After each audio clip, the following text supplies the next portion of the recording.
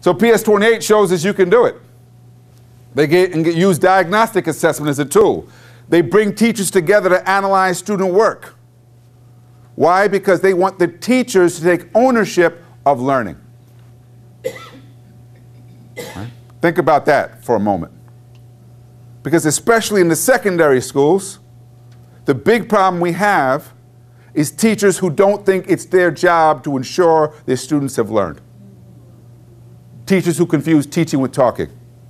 Right? They say, I covered it. But that's not the question. The question is, did the students learn it? If you teach with the focus on learning, you teach differently. One of the things you do is you get rid of D's. Because a D means you didn't get it. D means do it over.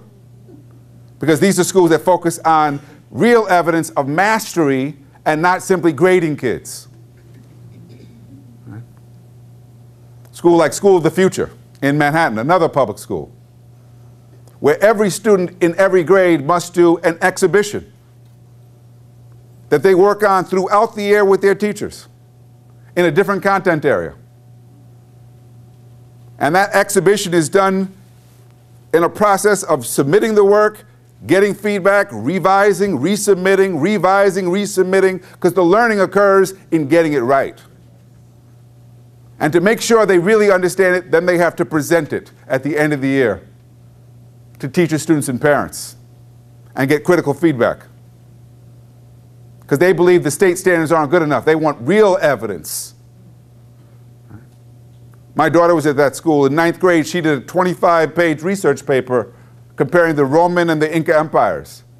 She had to explain how they rose, why they collapsed, how to understand the differences in politics and religion and culture, how to have multiple sources. If you can write a research paper of 25 pages in 9th grade, chances are you'll be ready for college material. The high-performing schools have shared leadership, teacher leaders, parent leaders. It's not just the principal running everything. There are others who take initiative because there's a sense of trust in the school, a sense of shared responsibility for how we'll do things, a sense of shared vision for how things are done here. They have a culture of high expectations and systems of mutual accountability. Parents are accountable, have to be. Teachers have to be accountable. Students have to be accountable. And the people in charge better be accountable. If we're not all accountable, what we end up with is blame. And we have to be clear, what are we accountable for? Parents, at the minimum, have to be accountable for getting their children to school on time, making sure they're prepared for school, making sure that if there's a problem, that they come in and help us deal with that problem. Teachers have to be accountable. Everybody has to be clearly accountable for what they do in the process, otherwise the system falls apart. And if you don't have shared accountability, you end up with schools that are not making progress. You also need a culture, and I can't say enough about powerful learning cultures, because cultures are rooted in shared rituals, shared practices, shared vision. And you can tell in the children if it's real, because the children know how to conduct themselves. The children are clear about what's expected of them. I was in Virginia Beach, little elementary school there. One of their rituals is every morning when the children arrive, there's a group of adults to greet them at the door, welcome into school. School in Boston, where every Friday there's a town hall meeting at the school, run by students, where they talk about issues of concern to the whole school community. All for the purpose of building community, reinforcing the values. If you have a school that does not have a strategy for getting your students to care about learning, you don't have a strategy. Because we can't do it without the students. And in too many schools, the prevailing attitude amongst the kids is that it's not cool to be smart. And if that's what the kids believe, then you're in trouble. Because it means they will make choices that will undermine their own education. A school like Eagle Academy, school for young men in the South Bronx, has decided a long time ago the way to create a culture in a school that's more powerful than the culture of the streets is to create an environment that's so powerful and so compelling that young people actually want to be there. And then when they're there, we're actually going to teach them how to conduct themselves. We're going to teach them how to relate to each other, how to speak to each other. We're going to give them a sense of pride and dignity so that when they go out and represent our school, we will feel proud of sending them out there. First time I ran into the kids from Eagle Academy was on the train in New York City. And any of you who've taken a train, a subway in New York know the worst time to take the train is at 3:30, because that's when school lets out. And usually the kids are loud, they're very anxious to be on the train, and you don't want to be there if you can avoid it. But I was there, headed uptown. And I see three young men in the subway car. One of them offers his seat to a pregnant woman on the train. And I'm watching them. And they have ties on. So at first I assumed that maybe they were Mormons, because we have Mormons in the area. And I go to meet them and say, no, we're not Mormons. We're from Eagle Academy. I said, well, who taught you to offer your seat like that? They said, well, that's the Eagle way. I said, where's your teacher? They said, we have no teacher with us. We know how to get home ourselves. I said, well, I need to go to Eagle and see how they learned the Eagle way. Well, this is a school that decided that the way to engage young people, young men, keep them out of gangs and keep them out of trouble, is to involve them in a whole variety of activities which expands their sense of possibility of what they can be. So they have a powerful chess team, and they've got a great fencing team, and they have a really, really good robotics team. And I met the robotics team at the Robotics Championship in New York City, part of US First. They have a robotics here in Louisville?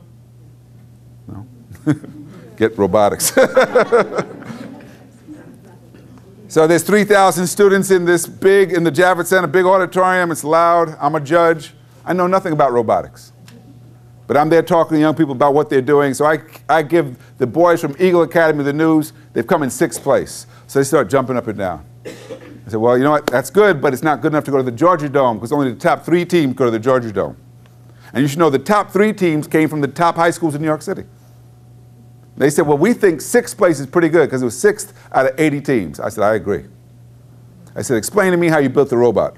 So one takes out his notepad and explains to me the physics behind the robot. Because if you don't understand the physics, then you can't get the arm to do what it's supposed to do. This is not simply about tinkering with parts. You have to understand the mechanics behind it. I'm very impressed because I don't understand any of it. I said, well, this is looking really good. I said, well, who helped you build the robot? They said, well, the first person to help us was our custodian. I said, the custodian helped you build a robot? They said, yep, he got us the parts. We know where he gets the parts from. But whenever we need something, he gets it for us. I said, who else helped you? I said, a science teacher helped us. And he's sitting right there. And he's there in a chair. And he's half asleep. I said, wow. He looks so tired. He gets up, he says, well, that's because I was up till 3 in the morning with these boys. I said, you up till 3 in the morning? He said, look, I've been working weekends, evenings, for the last 3 months on this robot with these kids. I said, you guys work evenings and weekends? They all shake their heads. I said, you get extra credit? No. I asked him, do you get paid any more? He said, no. He said, but their enthusiasm keeps me coming. And so we are working together on this robot. I said, okay, well, came in 6th place. That's not good enough to go to the finals. What's next? What do you want to do next? And all 6 of these young men said the same thing, all 11, rather. Said they want to be mechanical engineers. And what you should know is these are young men who come from neighborhoods where there are no mechanical engineers. How do you imagine yourself to be something you've never seen? Well, they think they can because they built that robot. They think they can because they were involved in this activity where they were surrounded by other young people who also thought it was really cool to build these robots. Schools that don't help our kids to dream, schools that don't break the stereotypes that would otherwise undermine our children, are schools that will fail. Eagle Academy is succeeding because they have gone to great lengths to break those patterns. Here's a school in Los Angeles that I visited, and one of the things you notice is they're all out of their seats. They're all working in groups, they're talking because this is a science class, and they don't believe that kids should sit down and listen passively. Because too many of our kids, especially our boys, will get bored very easily if they have to sit too long listening to someone talk. But if they get to see how knowledge is applied, some of them might actually get excited about it. And you go into a classroom like that, and you can tell the difference in the noise in the room.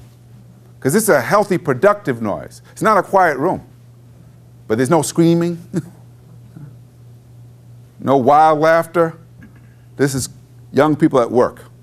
Class time needs to be work time.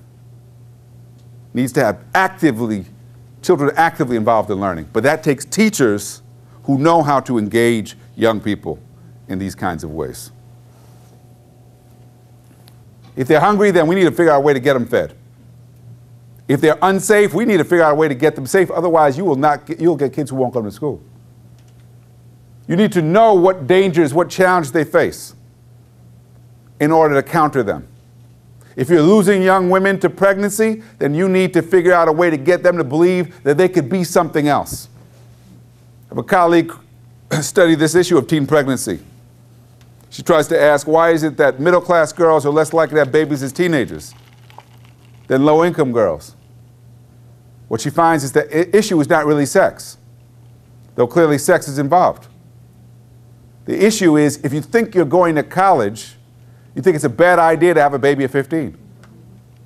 Your aspirations, and it's not simply the abstract aspiration of college, it's a plan on how I'm going to get there. It's the exposure.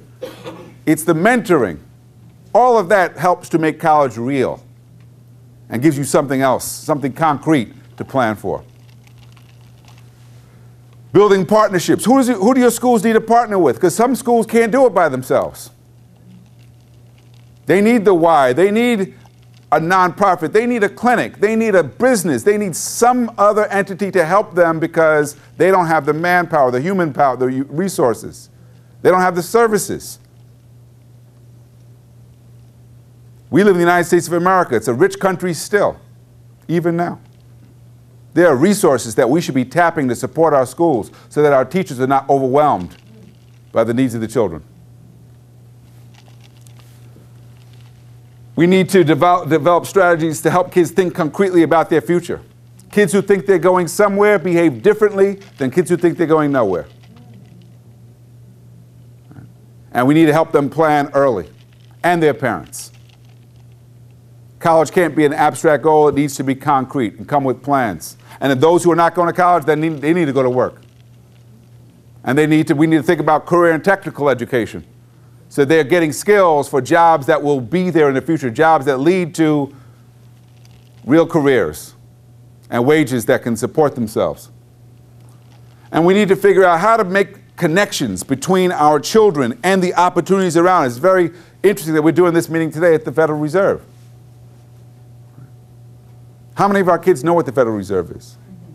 How many of our kids have internships in places like this?